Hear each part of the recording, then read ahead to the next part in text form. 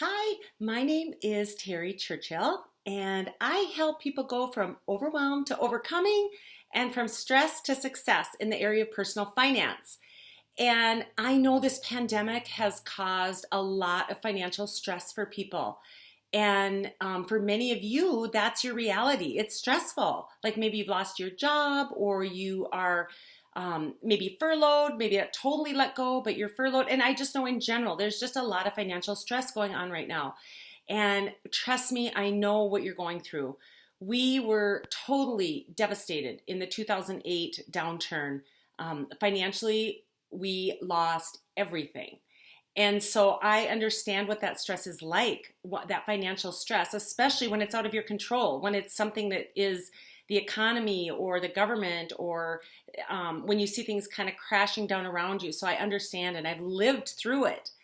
And that's why I want to help others avoid the pain that we went through um, by guiding you into some financial wellness and by creating circumstances and making choices that can help you through times like this without suffering the consequences. Because it really doesn't matter if you have a little bit of money or a lot of money.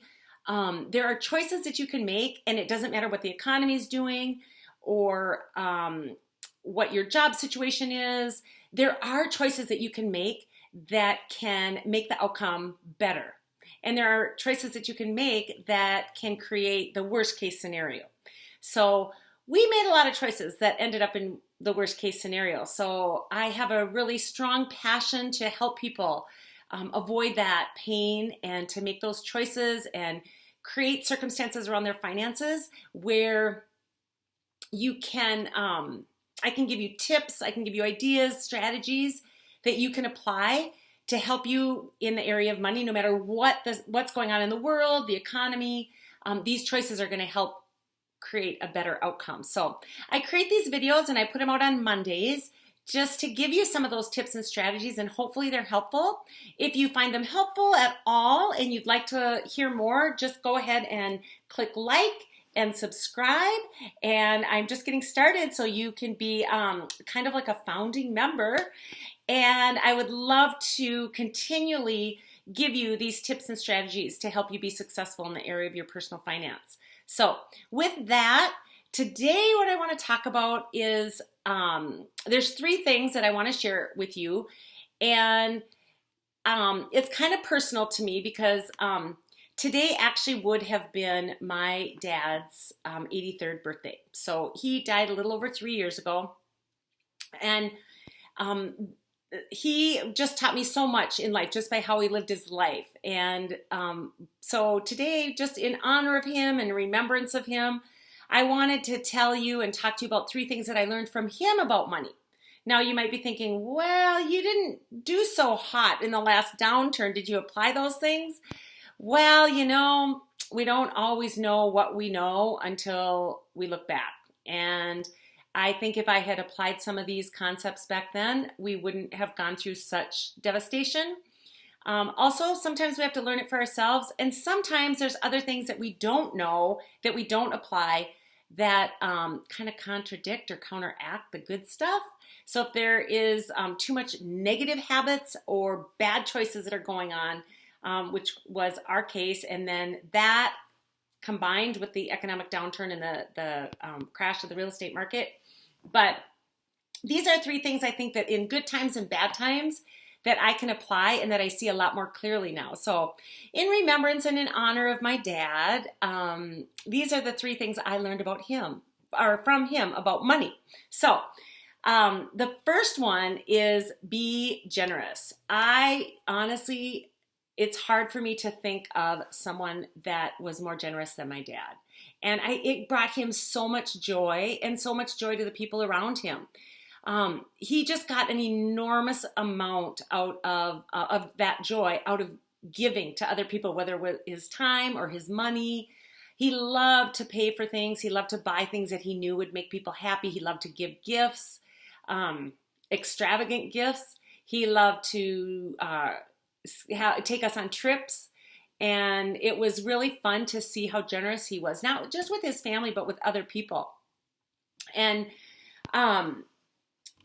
so so back when we went through our financial struggle, I look back now, and even when things were going really, really well before the downturn and before the collapse of the real estate market back in 2008, 2009, I was not being generous. So even though it was something that was modeled to me and that I learned, I didn't realize the importance of it. I kept thinking, oh, after I get this paid for, or after I buy that, or after I decorate my living room, or after we go on this next vacation, or whatever it was. I mean, it sounds silly now, but at the time, I didn't want to be generous. It took some faith to be generous, because what if there wasn't enough left for me and the things I wanted? And that is just horrible. That sounds horrible, doesn't it? But I'm just being honest with you here. That's kind of where I was at. And if someone had pointed it out to me, I wouldn't have been proud of it. So it wasn't like I was intentionally doing it, but it doesn't matter. I wasn't being generous. And so once we went through that really, really hard time and we started working with a financial coach and getting our act together, some financial coaches will suggest that you wait on giving. And I understand the concept, because really once you get your finances in order, you can be so generous. In fact, that's a big motivation to get out of debt. If you're paying $500, $600, $700, $800 or more in debt payments for credit cards, imagine if you got that all paid off as quickly as possible, what you could do with that money, how generous you could be, how much more generous. So I always had that desire, but I also had a fear. What if there isn't enough for me? And we did have debt, a lot of debt. So I wasn't in a position to be generous, but we started really small, even as we were paying off our debt, just being generous in little ways and putting some money aside in our budget every single month to be generous. So we were very intentional about it. And it was so fun, and we love it so much that budget amount that we have budgeted for being generous and for giving keeps increasing. And so I just want to challenge you to do like George, like my dad. And he was so generous, and I want to just encourage you to take one step towards being more generous. So if you already are generous, just one step towards a little bit more generosity, and it will bless you a lot. As much or more, maybe even than the people that you are blessing. So I encourage you to be generous. So that's the first thing. The second thing that I learned from my dad was to always look for a solution. So again, my situation, well, no, let me go back up. When I would work with my dad in the summers and I would see might be a financial crisis, kind of crisis in business. As you know, when you're in business for yourself, if you are, there's always ups and downs, and there's times when, whoa, the revenue's not coming in, but you have all these expenses, and there's just a really big kind of a roller coaster ride. And I remember that no matter what the situation, it was always like, okay, what are we going to do about this? How are we going to handle this? Okay, I'm going to call this person. Okay, I'm going to sell this. Okay, I'm going to get more sales here. Oh, you know what? That person talked about needing, he was in the staffing. That person needs staffing. I'm going to call that person, and I'm going to see if they have any more openings or if they need my services. And he would be networking and asking, who can I serve? Who can I serve? Who can I serve? So that was one way that he would look for a solution. Who can I serve? How can I help? And so that's the second thing that I think is so important when it comes to our finances. It's so easy when things get hard. And like right now during this pandemic, it can be really hard, but look for a solution. So instead of just throwing up your hands and saying, oh, it's hopeless, there's nothing I can do, this is too much, we owe too much, or whatever, what are some solutions? Who can I call? Who can I contact? What can I sell? Maybe if it's a credit card thing and you have no idea how you're going to pay that bill, call the creditor and work with them and to say, hey, you know what? I know my minimum payment is $147. I can only send you $10 this month, or I can send you $5, whatever. Look for a solution all the time. Be looking for a solution. So that's the second thing. First thing, be generous. Second thing, look for a solution. And the third thing I want to share with you today is have fun. When it comes to money, money is fun. And so much of us get so many of us get so caught up in the stress of it. I'm stressed about money. I'm stressed about money. Oh my gosh, there's not enough money. How am I going to make enough money? Whatever. That we forget that money can be fun and it can create fun. And I really think that's part of the purpose of money, is for us to be able to have fun and do fun things. So I learned that from my dad. He was great at having fun. Oh my gosh, that was probably the biggest thing I learned from him in every area of life. But when it came to money, he loved to spend it on fun.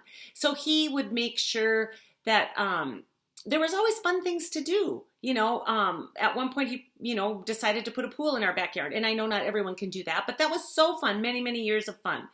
There was always, or usually a vacation or something in there, but even on a smaller scale, he loved to do fun things like go out to eat or, throw parties, which cost money.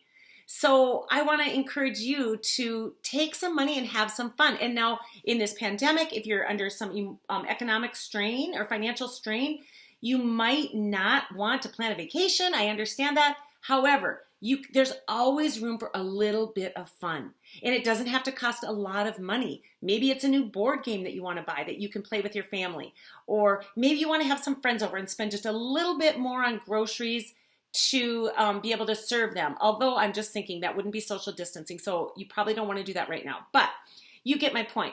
What are some things that you could do with your family that would be fun? That wouldn't cost a lot of money, but don't be afraid to have fun with money and to put a little bit aside, even if it's $5 or $10 a month, towards something fun that you can do. Maybe it's just a night out golfing, because golf courses are open now. Or maybe it's, I can't think of anything else right now because everything's closed, but you get my point. Don't be afraid to have some fun, to use some money to have fun. It doesn't have to be this huge vacation or putting in an in-ground pool, but it could be once it opens, maybe just a day at the water park and with family or friends. So I just want to encourage you when it comes to money. I know these times for a lot of people, this can be financially stressful during this pandemic, but no matter what the circumstances, no matter what the economy, it's so possible to be generous, always be looking for a solution, trusting that there is a solution, and have fun. And all three of these things take faith. You have to trust that God is our provider and there will be enough. And we don't want to be reckless, but we do want to have faith that as we are being generous and we are looking for a solution, that it is okay to have some fun. So, is there anything you can think of that you could plan and save for that could be fun? Or maybe it is a night out, or maybe it's just an overnight somewhere. Or, like I said, maybe a water park. So maybe there's some way that you can plan for something fun that you can do. Are there ways that you could be generous? Just one little way that you could think of that would be helpful to someone. And if it's not money, maybe it's time. Maybe it's someone that needs help, groceries delivered or something. And then lastly, are you looking for a solution? Is there an area that you're so stressed out about financially? What if you put your brain power towards coming up with a solution instead of worrying about it? And I know that's easier said than done, but it is possible, I promise you. So if you find this video helpful, if you liked it, if you got anything out of it, please click like and subscribe so that you can get more tips. And like I said, I'll be putting out videos on Monday.